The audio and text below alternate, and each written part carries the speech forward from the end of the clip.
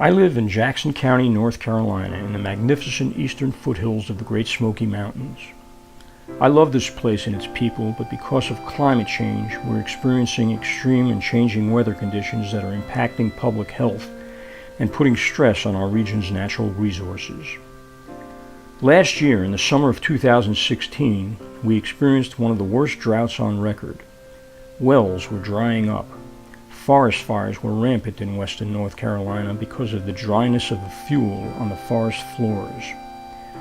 Our air quality was in the red zone from the smoke as it became unhealthy to breathe and engage in outdoor activities. We're being informed of tropical diseases and insects migrating north as the planet warms. Jackson County has become home to fire ants and beetles previously unknown to this region. Mosquito-borne diseases like West Nile virus and encephalitis are appearing in greater numbers. Habitats are changing, endangering animals, plants, and trees unique to our region. Fish in Lake Glenville were found to have an unhealthy level of mercury content due to the burning of coal from nearby power plants.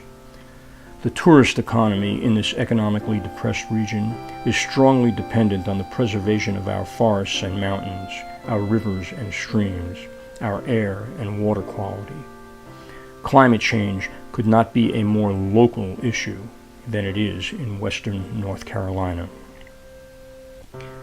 The worldwide scientific community has reached a consensus and issued many peer-reviewed reports concluding that our planet is warming due to human activity and the release of carbon dioxide and methane into the atmosphere. It's urgent that we begin to rapidly phase out the burning of fossil fuels as we transform to clean, safe, renewable energy sources like the sun and the wind in order to preserve a habitable world for future generations. So in 2011, when I learned there was civil disobedience planned at the White House to stop the Keystone XL pipeline, a project that would invest vast sums of money into infrastructure committing us to another 50 years of dependence on fossil fuels, I packed my bags and went to join and document the action. In 2016, upon learning that indigenous rights were being violated and brutal civil rights abuses were occurring against peaceful men, women, and children who were trying to protect their water supply at Standing Rock, all for the sake of building the Dakota Access Pipeline, yet another major fossil fuel infrastructure project, I felt compelled to travel to North Dakota to participate and document that story. Then things got closer to home. Duke Energy and Dominion Power announced plans to build the Atlantic Coast Pipeline to carry natural gas derived from highly destructive fracking 600 miles from West Virginia, and through eastern North Carolina. The opposition was mobilizing for a 200-mile walk to protect our people and the places in which we live.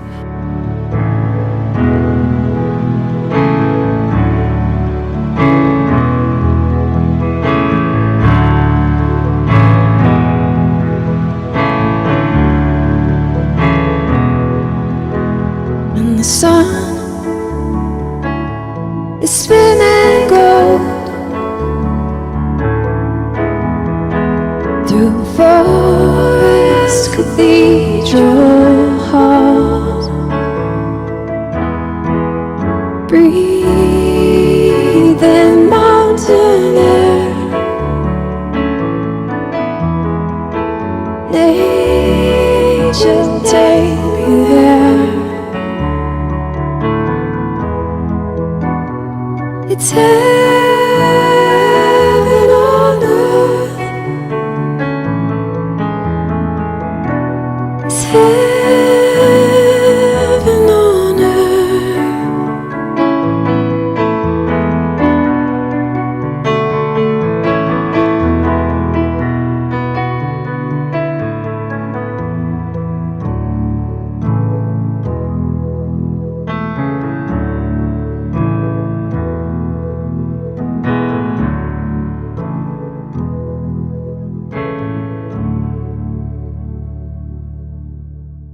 I'm Reverend Mac Ledgerton. I'm director of the Center for Community Action in Robeson County, North Carolina.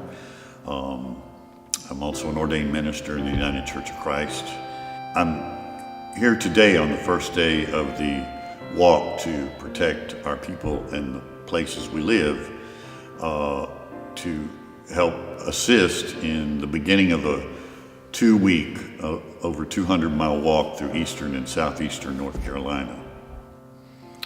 The walk has two major purposes. The first is to educate and share knowledge about the proposed Atlantic Coast Pipeline, which is over a $5 billion proposed pipeline that'll start in West Virginia, come down through Virginia, eastern and southeastern North Carolina, and cut through the poorest, most multiracial and diverse part of our state, and one of, if not the most racially diverse and poor rural region of our entire nation. My name is Barbara Exum. I'm from Wilson County, North Carolina.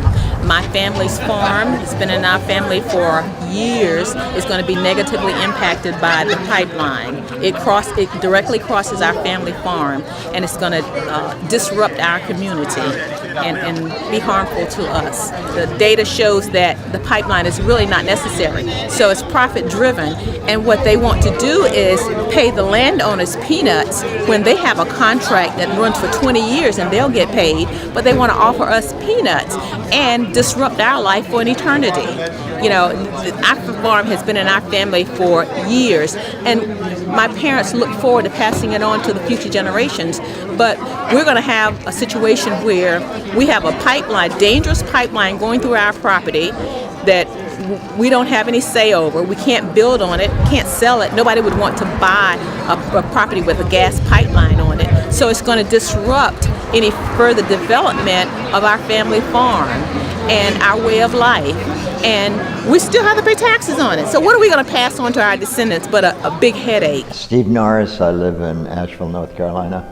I'm retired and kind of a full-time climate activist. I'm in this fight because I have children, grandchildren, and great-grandchildren. And I'm really concerned about what this planet will look like when my grandchildren and great-grandchildren are my age.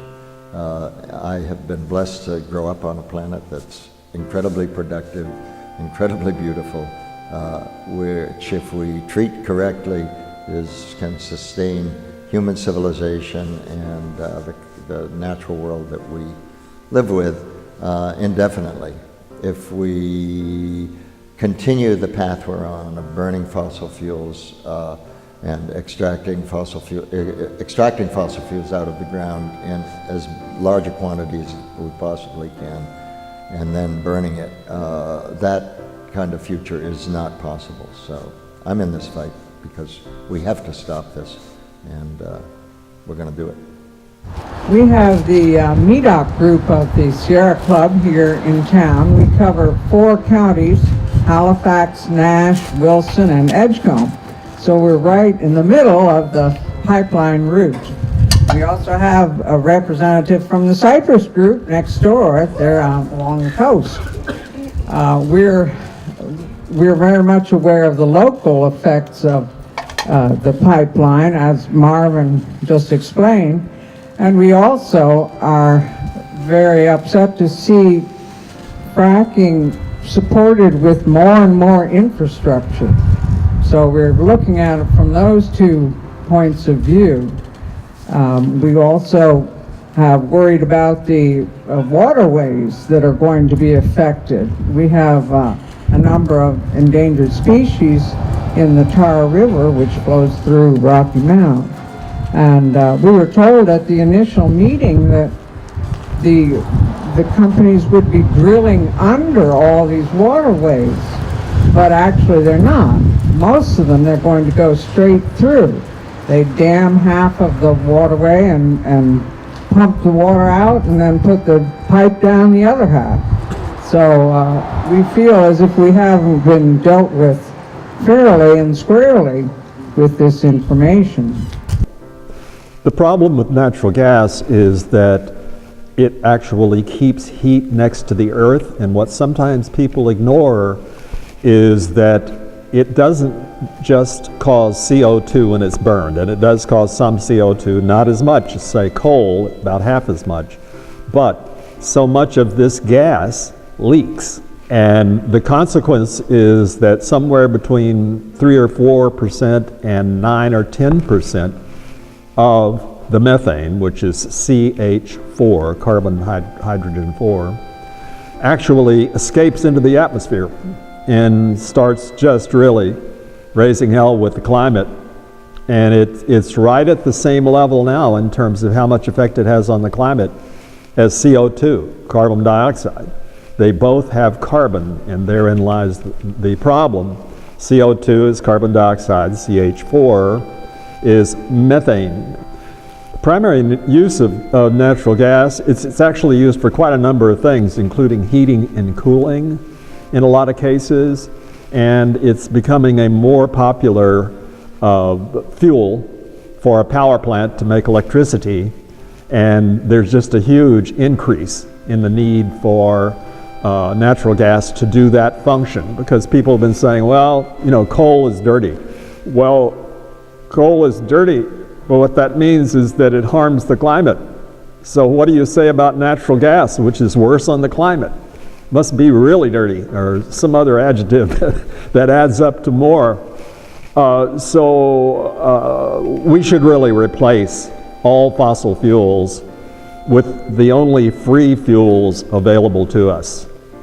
They're very easy to access. They're the sun and the wind. And there's some other ones too as well. Geothermal can in some cases, but basically wind and sun are going to power this earth, we hope, within the next 20 years to 30 years. Well, this walk will hopefully actually rouse the people whose property it's going to go through, because in many cases we go out and talk to folks who are very near the pipeline or right on it. They don't even know it. So that's going to be a big deal, and I think an army will arise from this area basically opposing. That's what we need. And then on December 17th, before this march started, that's when we formed the organization APPLE. It's the Alliance to Protect the Places and the People Where We Live. And that's the name you see on the t-shirts here that we're wearing. By the way, we're selling some over here. We'd love it if you would buy some. But we thought organizing and reaching out to community activists, and now we're getting a lot of students. The students just joined us today. Raise your hand. The students today came down. Davidson College. Yeah, there they are. I'm Marvin Winstead Jr. I live here in eastern North Carolina, Nash County specifically, in the rural area of Nash County, about 12 miles west of Rocky Mountain, one of our urban areas here in this location. I'm a lifelong resident of this area, except for my years away in college or whatnot. I'm from a farm, rural background. I've also had a 15-year career in education, and I am an impacted landowner of the proposed ACP project. First of all, as a recipient of a letter from the company telling me that my property is identified as being in their proposed corridor for this pipeline, I'm an impacted landowner. So naturally I have the concerns of an impacted landowner, which are, as you can see from my little button here, I view this as an abuse of eminent domain laws. They go out hoping that you'll give us an easement to your property, so forth, or sell us an easement, but then they continue on that if they get their permit, then they will have the powers of eminent domain, and then the pipeline can be forced upon me whether I like it or not. So, and the way I look at it, this is a shareholder corporation. This is not for the public good. They want to turn my property and my neighbors' properties into economic sacrifice zones for their private corporate profits. To me, that's un-American. Good morning to all of you. Good morning. I'm Valerie Williams, leader for the Concerned Stewards of Halifax County, and we are a brethren chapter with the Blue Ridge Environmental League. And we're glad to be here to share the story. You know, when I think about the Atlantic Coast Pipeline preparing for this certificate approval, I think about one thing that they miss, and that's human beings like all of us. So I shared on my paper that human beings, especially senior citizens, are overlooked with this environmental impact study, the EIS, and especially our senior citizens. I became concerned about this because my mom is 89 years old. And more than 2 years ago, she received a letter that the land would be surveyed. And so I'm fighting this pipeline because I don't like what eminent domain is doing to our world today. I think enough has happened already, and that we need to conserve and preserve and protect some parts of our country. There are too many pipelines, too many places. And it's time to say no to these pipelines and yes to keeping our land, keeping our farmland, and doing what we desire to do with our properties. And you know, the more I think about it, Normandy Blackman, who has farmland not too far from ours, was taken to court February 15th because she said no to the survey. I'm Gary Grant. I'm the Executive Director of the Concerned Citizens of Tillery, based in Tillery, North Carolina, Halifax County. No one has guaranteed us that there won't be leaks. No one has guaranteed us that there won't be explosions. And even if you're not coming directly through Tillery, you're 10, 15 miles up the road. What happens if there is an explosion? What happens if there are leaks? If there's an explosion, we will definitely be impacted. One, the people who in our county that are closest to it, and then you'll be wanting our volunteer fire companies to come out and fight, and we put our firemen's lives at risk for a corporation that cares nothing about us. So, I mean, there are just all of these issues that are there, plus the fact of, again, about the environment, quality of life, and animals and birds and things that live in the area that should be protected as well. Those who have heard about it are in opposition to it because they understand what the pitfalls can be. I'm a landowner in Nelson County in Virginia. I'm from Richmond, Virginia. I'm a founding member of the RVA Interfaith Climate Justice League. I worked with CCAN. We did a 3-day event up at the state capitol back in October where we wrote a letter, very nicely worded letter to the governor asking for him to meet with us to discuss this issue. And he ignored us even though we were there every day for 3 days. So he just sat down in his driveway on the 3rd day. So I'm part of the Mansion 23. We were arrested. I've completed my community service, and I'm back out in the real world. But it's, the people united will never be defeated. Can I hear that? The people united will never be defeated. And we need to remember that. They work for us. And we need to remind them at every town hall meeting, every home base, we know what their families' addresses are. We had a Christmas card writing campaign to Tom Farrell, head of Dominion Power this year, and we sent Christmas cards from our home to theirs so they could see what their pipeline was going to impact. Keep up the great work. I'm down here to stand in solidarity with you all today, and when we get to the state line, I'm going to be on my side. Passing hope down to your side, and together we will win. We will prevail. We outnumber them, and we are stronger together, and we just have to remember that. Thanks.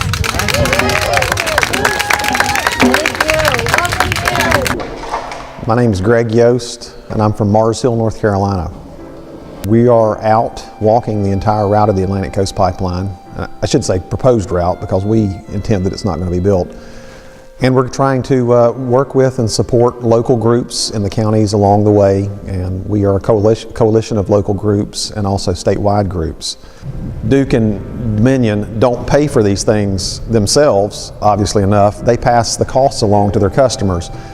Even more than that, something I find incredibly objectionable is that the FERC and when they're dealing in the State Utilities Commission allows Duke to set their rate structure so that they can recoup as much as 10 to 14% over what they pay for this infrastructure. So their every incentive is to build as much as they can get away with building and to bamboozle the public or the political leadership into believing that projects are necessary when in fact they aren't. And we're going to pay for it. Homeowners, landowners, affected landowners here are placing a lot of stock in the fact that FERC has not permitted this yet. It's just human nature to think, well, maybe it won't get permitted.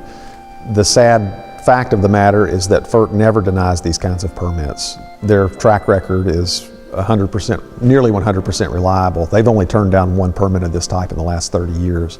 We have no reason to expect that they're going to reverse course on the ACP. One of the hopes, I think, in terms of building a vigorous resistance is to begin to put pressure on our state government, our governor, the Department of Environmental Quality, the State Utilities Commission, and to ask that they take a look at all of the long list of grievances we have with the pipeline, looking at its cost, the list of harms it produces, the total amount of climate impacts that we can expect from the pipeline and the associated methane production that's going to go into the pipeline.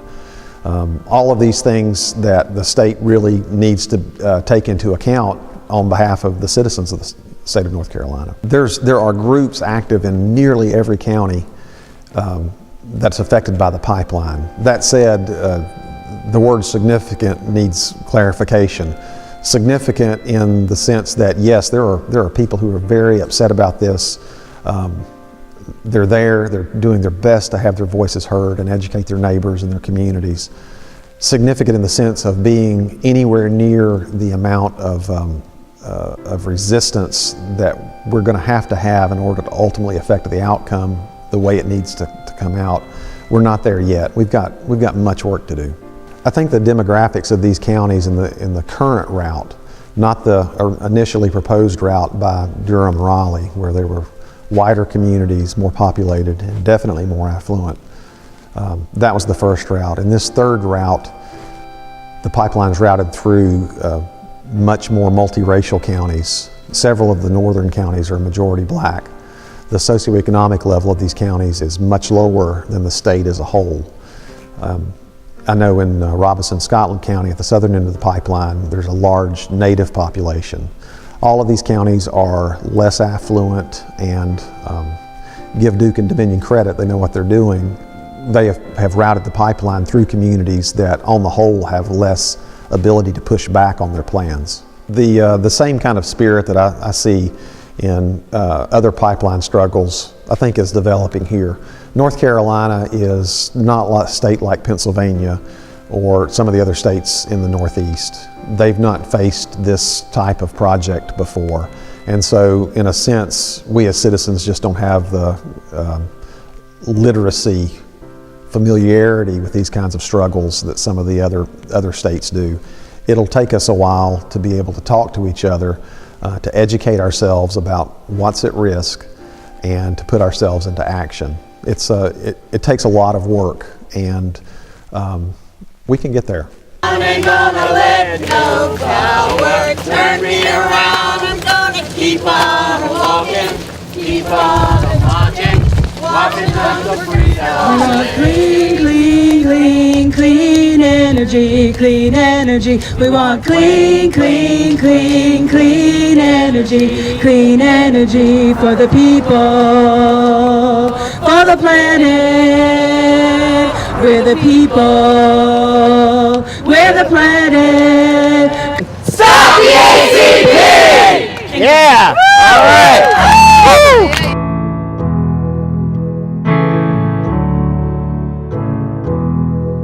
We're all the same thread,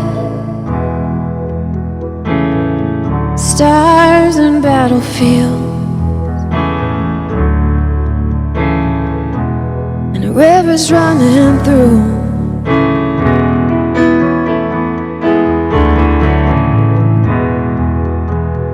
I recognize your voice, I know it in the crowd. It's the wind that cuts right through.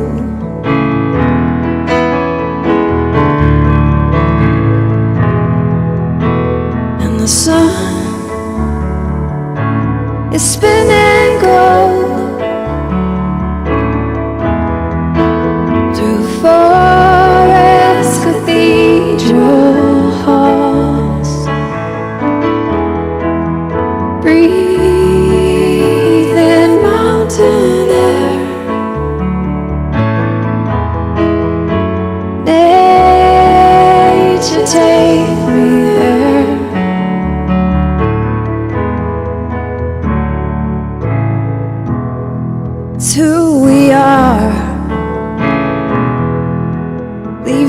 footprints in the sand.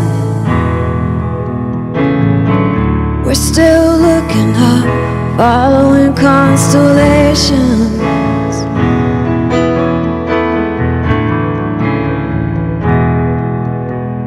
This journey that we're on, the canyons of our souls. Up here we're walking in the clouds.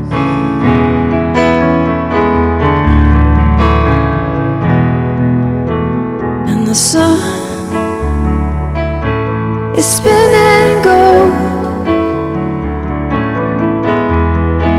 through forest cathedral halls. Breathing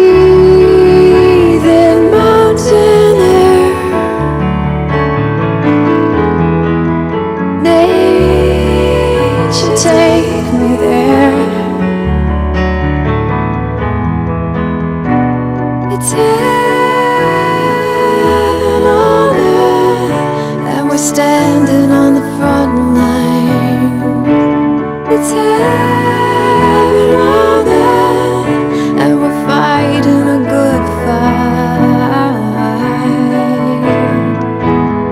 It's heaven, and the sun is spinning gold through forest cathedral halls. Breathing mountain air, nature take me there.